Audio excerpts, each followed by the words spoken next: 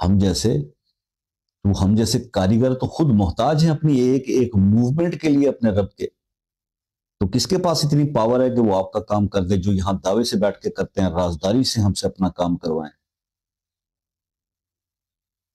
ایسا نہیں ہوتا بھائی. آپ خود سمجھدار ہیں, خود سمجھیے. بہرحال جناب, اپنے حالات بدلنا چاہتے ہیں, اپنی تقدیر بدلنا چاہتے ہیں, تو پھر آپ کی تقدیر بدلے گی ضرور. 5 نمازوں کے ساتھ تہجد کا انتظام کیجئے, تہجد پڑھیے, اس کا اہتمام کیجئے, اور تہجد کے بعد یہ عمل کیجئے. تہجد کی نوافل پڑھنے کے بعد آپ 50 بار سورہ والناس پڑھیے, پڑھ کر پانی پر دم کر کے پیجئے, اور یہ شروع کر دیجئے, اور کم از کم 40 دن اس پہ عمل کیجئے, اور اول آخر آپ نے 11 بار یا 14 بار درود ابراہیمی ضرور پڑھنا ہے. یہ عمل 40